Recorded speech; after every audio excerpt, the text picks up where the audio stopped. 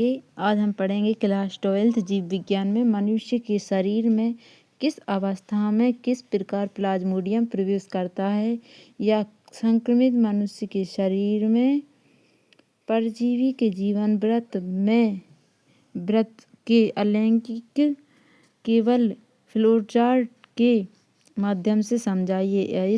इस स्थिति में रोगी को तीव्र ज्वर क्यों होता है या प्लाज्मोडियम के जीवन चक्र को चित्र सहित लिखिए। अब आते हैं उत्तर पर। मादा एनाफिलीज मच्छर, मादा एनाफिलीज नाम का जो मच्छर रहता है उस मच्छर की लार में मलेरिया परजीवी प्लाज्मोडियम में उसकी लार में स्पोरोजोइट्स उपस्थित रहते हैं।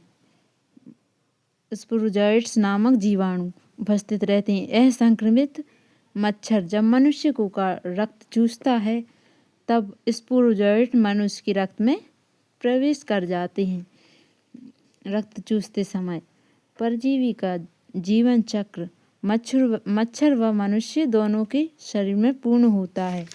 अब आते हैं यहाँ मच्छर ने मनुष्य को काटा तो रक्त चूसते समय उसमें उसका डंक छोड़ दिया जिसमें स्पोरोजोइट्स उपस्थित थे।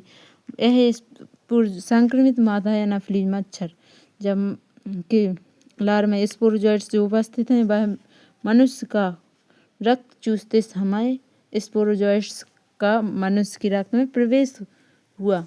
स्पोरोजोइट्स मनुष्य के रक्त से कहाँ पहुँचे? यकृत में। यकृत में पहुँचने के बाद यह परजीवी यकृत कोशिकाओं में अपनी वृद्धि बढ़ा लेते हैं।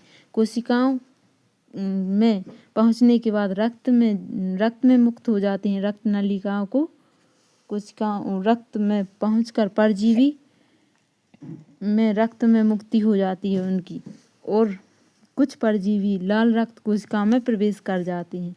यह लाल रक्त कोशिकाओं को हटाकर उनमें और जीवाणुओं को उत्पन्न करते हैं। ऐसे ही फिर से मनुष्य को मादा एनाफिलीज मच्छर काटती है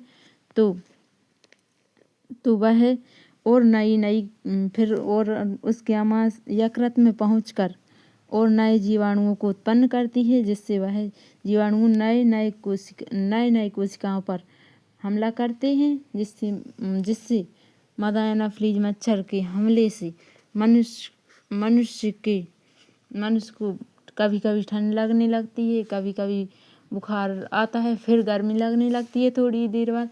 ऐसे ही टाइफाइड उत्पन्न होता है। टाइफाइड के बाद यह चक्र चलता रहता है, इससे मनुष्य बीमार पड़ जाता है।